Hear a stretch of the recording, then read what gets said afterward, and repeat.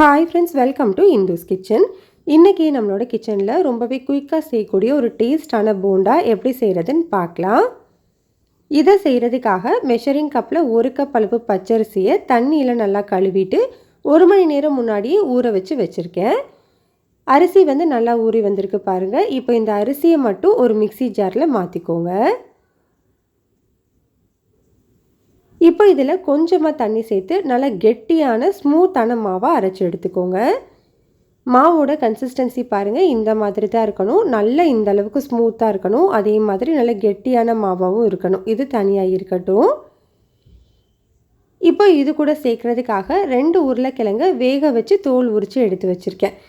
இப்போ இந்த உருளைக்கிழங்கை இந்த மாதிரி நல்லா மசிச்சுட்டு நம்ம வச்சுருந்த அரிசி மாவு கூடவே அதே மிக்சி ஜாரில் சேர்த்துக்கோங்க. உங்களுக்கு மசிக்க வேண்டாம் அப்படின்னா கேரட் துருவுறதை வச்சு நீங்கள் துருவிட்டு கூட சேர்த்துக்கலாம். இப்போ இதுக்கு தேவையான அளவு உப்பு, 1 டீஸ்பூன் கல்லுப்பு சேர்த்துட்டு இதில் கொஞ்சமாக தண்ணி சேர்த்து நல்லா ஸ்மூத்தான மாவை அரைச்சி எடுத்துக்கோங்க. பாருங்கள், மாவு இந்த அளவுக்கு நல்ல ஸ்மூத்தான மாவாக அரைச்சி எடுத்துருக்கணும். இப்போ அரைச்சி வச்சுருக்கிற இந்த மாவை அப்படியே ஒரு பவுலில் மாற்றிக்கலாம். இப்போ இது கூட ஒரு பெரிய வெங்காயத்தை நல்லா பொடியாக கட் பண்ணிவிட்டு சேர்த்துக்கோங்க. இது கூடவே ஒரு 1 டீஸ்பூன் அளவு மிளகு, 1 டீஸ்பூன் அளவு சீரகம், கூடவே ஒரு சின்ன துண்டு இஞ்சியை இந்த மாதிரி பொடியாக கட் பண்ணிவிட்டு சேர்த்துக்கலாம். காரத்துக்கு 1 பச்சை மிளகாயை பொடியாக கட் பண்ணிவிட்டு சேர்த்துக்கோங்க. இது கூட கொஞ்சமாக கறிவேப்பிலை, கொஞ்சமாக கொத்தமல்லி சேர்த்துட்டு இதில் இப்போ ஒரு 1/4 டீஸ்பூனுக்கும் குறைவான அளவு சோடா, பேக்கிங் சோடா இருக்கு இல்லையா, அது சேர்த்துக்கலாம். இது சேர்க்கும் போது தான் நம்மளுக்கு நல்லா புசு புசுன்னு போண்டா கிடைக்கும். இதை நல்லா ஈவனாக மிக்ஸ் பண்ணிக்கோங்க. பாருங்கள், மாவோட கன்சிஸ்டன்சி உங்களுக்கு இந்த மாதிரி இருக்கணும். சப்போஸ் உங்களுக்கு மாவு ரொம்ப கெட்டியாக இருந்ததுன்னா நீங்கள் 1லேருந்து 2 டீஸ்பூன் தண்ணி சேர்த்துக்கலாம். ரொம்ப தண்ணியாக இருக்குது அப்படின்னா நீங்கள் 1லேருந்து 2 டேபிள் ஸ்பூன் வரைக்கும் பச்சரிசி மாவு கூட சேர்த்துக்கலாம். ஆனால் மாவோட கன்சிஸ்டன்சி உங்களுக்கு இந்த மாதிரி இருக்கணும்.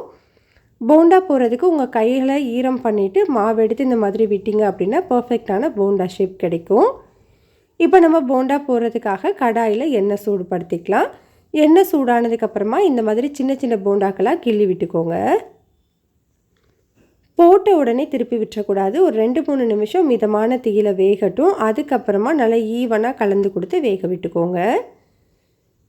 மீடியம் ஹீட்டில் தான் வச்சு வேக வைக்கணும். அப்போ தான் உள்ளுக்குள்ளேயும் நல்லா வெந்து வரும்.